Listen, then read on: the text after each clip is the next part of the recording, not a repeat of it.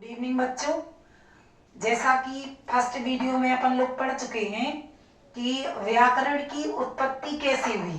ठीक है, मतलब 3 मुनियों ने मिलकर व्याकरण की उत्पत्ति की थी, जिसमें सबसे ज्यादा योगदान किसका था?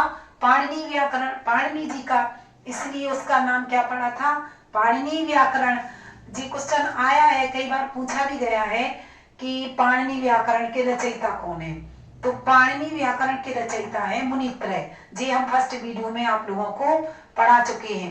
इस उसका जी आगे का भाग है, जो मतलब सारी संस्कृत की उत्पत्ति कहाँ से हुई? संस्कृत भाषा की उत्पत्ति इन 14 माहेश्वर सूत्रों से, फिर उसी से इन्हीं से सारी हिंदी प्लस संस्कृत प्लस हिंदी दोनों की उत्पत्ति कहाँ से हुई? इन 14 माहेश्वर सूत्रों से। तो कभी कभी ये पूछा गया है कि माहेश्वर सूत्रों की संख्या कितनी है, प्रत्याहार कितने हैं, स्वर कितने हैं, व्यंजन कितने हैं, उपसंज्ञक किसे कहते हैं। एक क्वेश्चन मतलब माहेश्वर सूत्रों से बहुत सारे क्वेश्चन 30 नंबर यूपी टेट में भी और एमपी टेट में भी, संविदा वर्ग 1-2 में, सुपर टेट में, सभी जगह आते हैं। तो ये जो चैप्टर आज हम आप लोगों को पढ़ाने वाले हैं, इससे बहुत महत्वपूर्ण क्वेश्चन निकल के आते हैं। तो अच्छे से आप लोगों को आज ये चैप्टर समझना है। क्लियर? वो पूछेंगे माहेश्वर सूत्र पढ़ाने वाले हैं। तो माहेश्वर सूत्रों के और नाम भी होते हैं, तो उपनाम जिसे कहेंगे। तो वो पूछेगा माहेश्वर सूत्र का उपनाम या दूसरा नाम। माहेश्वर सूत्र देकर वो आपसे सिद्ध सूत्र पूछे कि सिद्ध सूत्र की संख्या कितनी है, या अक्षर भेद की संख्या कितनी है, या पाणिनीय सूत्र कितने हैं, या प्रत्याहार सूत्र कितने हैं। देखो, प्रत्याहार पूछे तो 42 लगाना है, लेकिन प्रत्याहार सूत्र पूछे तो कितने लगाना है? 14। निश्चित ही सिद्ध सूत्र या पाणिनीय सूत्र या माहेश्वर सूत्र या अक्षर वेद, इनकी संख्या कितनी है? 14। इन 14 माहेश्वर सूत्रों से ही सारी संस्कृत भाषा की उत्पत्ति हुई, और प्लस इससे ही सारी हिंदी की उत्पत्ति हुई। ऐसा कोई शब्द बताइए जो इसमें हो और उस भाषा में हो, इसमें ना हो। ऐसा कोई भी वर्ण नहीं है जो वहां पर हो यहाँ पर ना हो। क्लियर? तो माहेश्वर सूत्रों की संख्या वो आपसे पूछ सकता है कि माहेश्वर सूत्रों की संख्या कितनी है। तो माहेश्वर सूत्रों की संख्या कितनी है? 42। कितनी है? वो 14। कितनी है? 14। कितनी है माहेश्वर सूत्रों की संख्या? 14। कितनी है? 14। अब वो 14 कौन कौन सी है?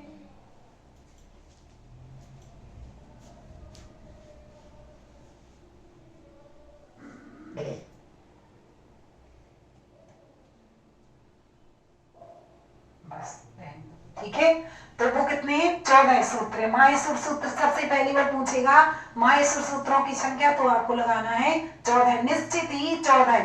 संस्कृत एक ऐसा सब्जेक्ट है जिसमें कोई अपवाद नहीं है।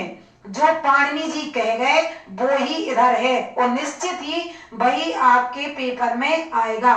यहां से अदरवाइज कुछ भी नहीं आ सकता है। तो 14 माहेश्वर सूत्र कितने हैं? 14। और प्रत्याहार 42 जी, याद रखना, क्योंकि 14 माहेश्वर सूत्रों से मिलकर ही 42 प्रत्याहार बने हैं। तो अब सबसे पहले तो आपको संस्कृत पढ़ने या सीखने के लिए इन 14 माहेश्वर सूत्रों का ज्ञान होना आवश्यक है। क्लियर? तो पहला माहेश्वर सूत्र है अयूण, आ ई ऊण, अयूण। दूसरा ऋलिरिक, पहला अयूण, दूसरा ऋलिरिक, तीसरा अयोंग, चौथा अयोच, पांचवा हैवरट, छठवा लड़, ठीक है, सातवा यम गणनम। सातवा कौन है? यमा अंग डाना मा, यम गणनम। आठवां झवय, नौवां घड़दस, 10वां जब गड़दस। फिर अगला खप छटत चटताओ। खप होता है खप छटा और चटा। क्लियर? तो खप छटत चटताओ, कपाए शशर ओहल। क्लियर? तो माहेश्वर सूत्र कितने हैं? 14। कितने हैं? 14। ठीक है, कितने हैं? 14।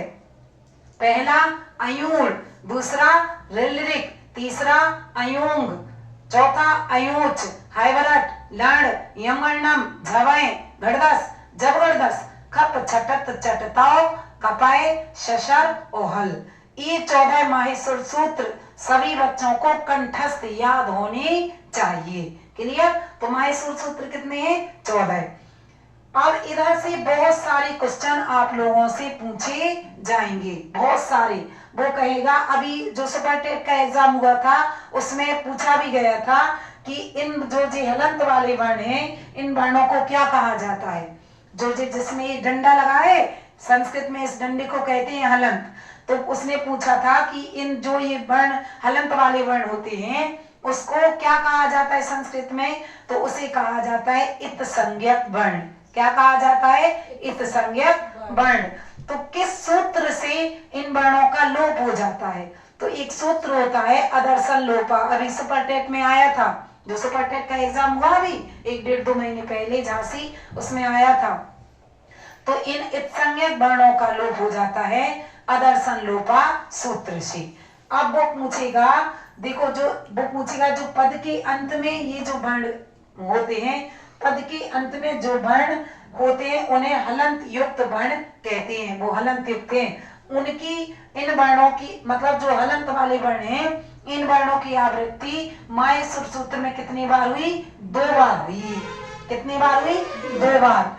इस कारण हलंत युक्त वर्णों को क्या कहा जाता है? इत संज्ञक वर्ण कहा जाता है। क्लियर? अतः जो वर्ण हलंत युक्त हैं उन वर्णों का शास्त्र के अनुसार उच्चारण संभव नहीं है। मतलब जो आधे वर्ण होते हैं, आधे व्यंजन, उनको उच्चारित नहीं किया जाता, क्योंकि जितने भी व्यंजन होते हैं वो अपने मूल स्वरूप में कैसे होते हैं? आधे। एक नटी सिद्धांत है, नटी सिद्धांत के अनुसार स्वर कैसे होते हैं? स्वतंत्र। स्वर की परिभाषा भी है, स्वर क्या है? स्वतंत्र राजन्ति इति स्वर। मतलब स्वर कैसे होते हैं? स्वतंत्र। ठीक है, मतलब वो किसी के ऊपर आश्रित नहीं होते। और व्यंजन स्वर संयोगेन घोत्यते इति व्यंजना। स्वर संयोगेन घोत्यते इति व्यंजना, मतलब जो स्वर के संयोग से घोषित किए जाते हैं उन्हें क्या कहते हैं? व्यंजन। और स्वर स्वयं राजन्ति इति स्वरा, मतलब स्वर कैसे होते हैं? राजा, उन्हें किसी की आवश्यकता नहीं होती। अच्छा, व्यंजन जैसे मान लो का आधा व्यंजन लिखा है, देखो जैसे ये लिखा है, इसमें जी लिखा रा, लिखा रा जी कैसा है? आधा। इसमें आ मिला दोगे तो रा, ई मिला दोगे तो री, ऊ मिला दोगे तो रू। मतलब इसका कोई मतलब जो आधा व्यंजन होता है उसका कोई अस्तित्व नहीं होता। जो स्वर उसमें मिल जाता है वो उसी के अनुरूप हो जाता है। तो वो पूछेगा इधर से माहेश्वर सूत्रों से बहुत सारे क्वेश्चन। सबसे पहला क्वेश्चन वो पूछ सकता है, एक बार टेट में जी अयूण आ चुका है, ठीक है, कि अड़ प्रत्याहार में कितने वर्ण आए थे। ठीक है, तो बंद कर देंगे। ठीक है, वो पूछेगा अड़ प्रत्याहार में कितने वर्ण आए थे, ये पूछा गया है टेट में। ठीक है, तो अड़ प्रत्याहार में 3 वर्ण गिनी जाएंगे, आ ई ऊ। ये जो डंडे वाले वर्ण है, इत्संज्ञक वर्ण, इनका हलंत तस्यात् लोपा सूत्र से या अदर्शन लोपा सूत्र से लोप हो जाता है। तो फिर वो पूछेगा जब लोप हो जाता है तो जी आए क्यों? क्योंकि इन वर्णों की आवृत्ति माहेश्वर सूत्रों में 2 बार हुई है। देखो ना जी, तो कहीं ना कहीं ये पूरा हुआ, तो देखो ये चाहिए, तो कहीं कहीं ना पूरा होगा, देखो ये है। ठीक है, माँ है तो ये कहीं फिर से पूरा होगा, देखो ये है। क्लियर? तो इन वर्णों की आवृत्ति माहेश्वर सूत्र में 2 बार हुई है। तो ये फिर आए क्यों?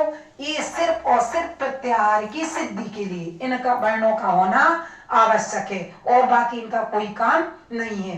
बाकी अदर्शन लोपा सूत्र से इन वर्णों का लोप हो जाता है। मान लो जब प्रत्याहार बनाएंगे 42, अगला वीडियो प्रत्याहार का ही बनना है तो समझाएंगे।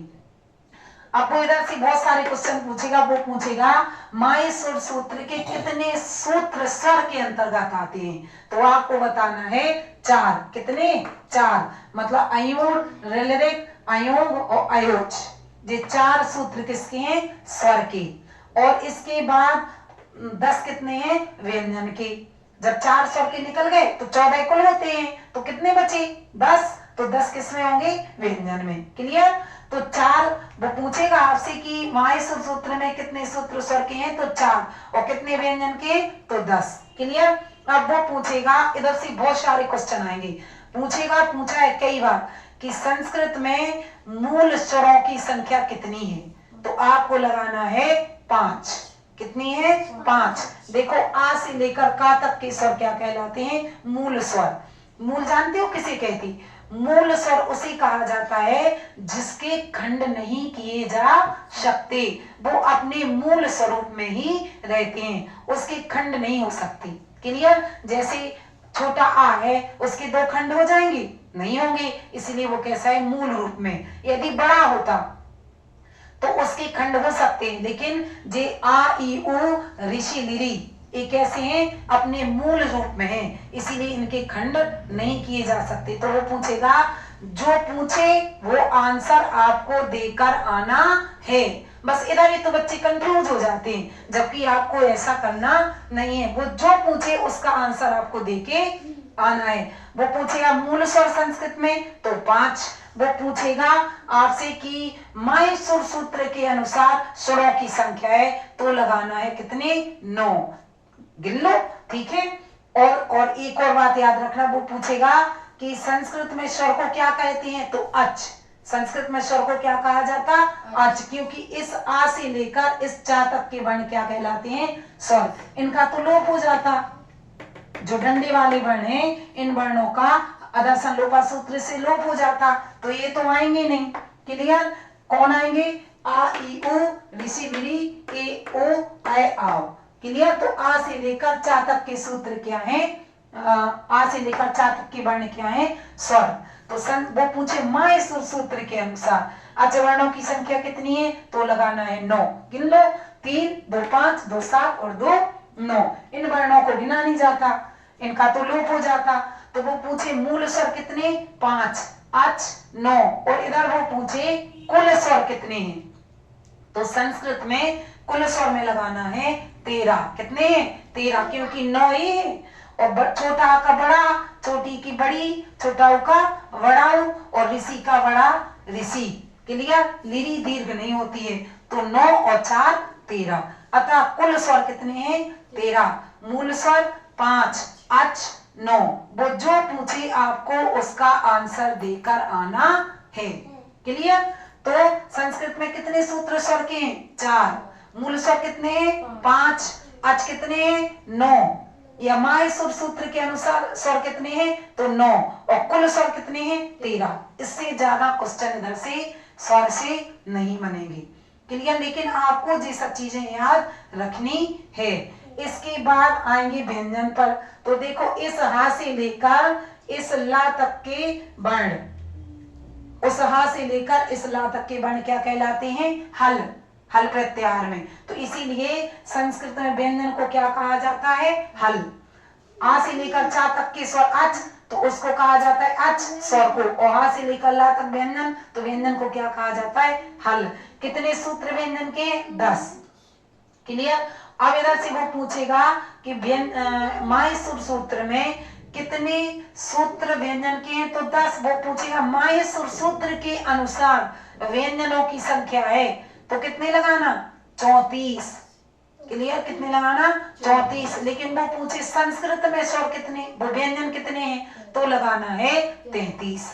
क्यों लगाना, क्योंकि देखो हा वर्ण की आवृत्ति पूरे, ये भी क्वेश्चन पूछ सकता है कि कौन सा वर्ण माय सुर सूत्रों में 2 बार आया है। इत संज्ञक नहीं पूछ रहा, इत संज्ञक तो कहेंगे इसे। वो पूछा कौन सा वर्ण माय सुर सूत्रों में 2 बार आवृत्ति हुई, तो लगाना है हा, क्योंकि हा 2 बार पूरा है, एक हा में, हाइब्रिड में, और देखो लास्ट में एक हा जी है।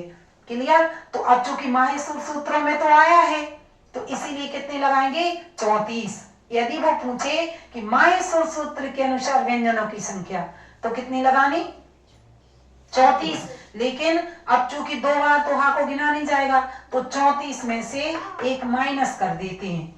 अब 2 बार तो बोलेंगे नहीं, तो इसीलिए एक माइनस कर देते, तो व्यंजन वर्णों की संख्या कितनी मानी गई, 33। लेकिन अब वो पूछने पर डिपेंड करेगा, उसने वो जो आपसे क्वेश्चन करे उसका आंसर आपको देकर आना है।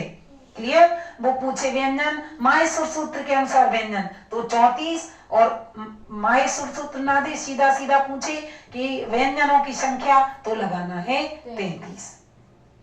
ठीक है। देखो पद के अंत में जो वर्ण हलंत युक्त है उनकी गणना नहीं की जाती। ठीक है, क्यों? क्योंकि वो 2 बार उनकी आवृत्ति माहेश्वर सूत्रों में हुई है, अतः शास्त्र के अनुसार उन वर्णों का उच्चारण संभव नहीं है जो इत्संज्ञक है। उनका लोप हो जाता है किस सूत्र से? अदर्शन लोपा सूत्र से या हलंत लोपा सूत्र से। क्लियर। किनका? हलंत युक्त वर्णों का लोप हो जाता है।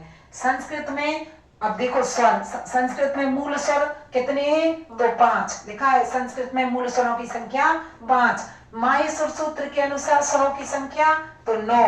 संस्कृत में कुल स्वरों की संख्या 13। क्लियर।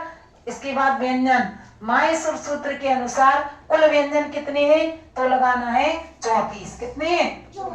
34। देखो किंतु हा वर्ण की आवृत्ति 2 बार होने के कारण 34 में से क्या करेंगे? माइनस कर देते हैं, तो कितनी मानी गई? 33। लेकिन यदि वो पूछे माहेश्वर सूत्रों में तो 34 ही लगाना है। अतः व्यंजनों की संख्या कितनी मानी गई? 33 मानी जाती है। माहेश्वर सूत्र में अंतिम वर्ण में यदि वो पूछे देखो आपसे कि माहेश्वर सूत्र में किस इत्संज्ञक वर्ण की आवृत्ति 2 बार हुई? इत्संज्ञक मतलब डंडा वाला पूछना, तो इत्संज्ञक वर्ण की आवृत्ति 2 बार हुई किसकी? ड़ा की।